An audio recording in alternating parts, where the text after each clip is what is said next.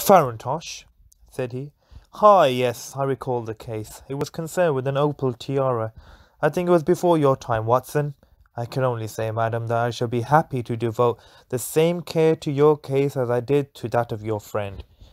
As to reward, my profession is its own reward, but you are at liberty to defray whatever expenses I may be put to at the time which suits you best. And now I beg that you will lay before us everything that may help us in forming an opinion upon the matter.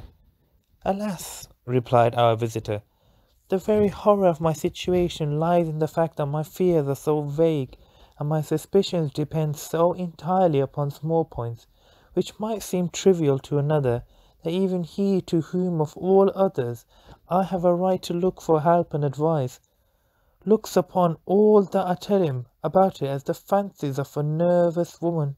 He does not say so, but I can read it from his soothing answers and averted eyes. But I have heard, Mr. Holmes, that you can see deeply into the manifold wickedness of the human heart. You may advise me how to walk amid the dangers which encompass me. I am all attention, madam. My name is Helen Stoner, and I am living with my stepfather, who is the last survivor of one of the oldest Saxon families in England, the Roylotts of Stoke Moran, on the western border of Surrey. Holmes nodded his head. The name is familiar to me, said he. The family was at one time amongst the richest in England, and the estates extended over the borders into Berkshire in the north and Hampshire in the west. In the last century, however, 4 successive heirs were of a dissolute and wasteful disposition, and the family ruin was eventually completed by a gambler in the days of the Regency. Nothing was left save a few acres of ground, and the 200-year-old house, which is itself crushed under a heavy mortgage. The last squire dragged out his existence there, living the horrible life of an aristocratic pauper.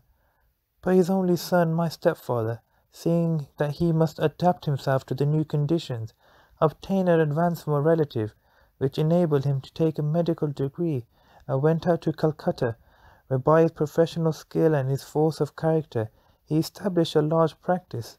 In a fit of anger, however, caused by some robberies which had been perpetrated in the house, he beat his native butler to death, and narrowly escaped a capital sentence. As it was, he suffered a long term of imprisonment, and afterwards returned to England a morose and disappointed man. When Dr. Roylott was in India, he married my mother, Miss Stoner, the young widow of Major General Stoner, of the Bengal Artillery. My sister Julia and I were twins, and we were only 2 years at the time of my mother's remarriage. She had a considerable sum of money, not less than £1,000 a year, and this she bequeathed to Dr. Roylott entirely while we resided with him, with the provision that a certain annual sum should be allowed to each of us in the event of our marriage. Shortly after I returned to England, my mother died.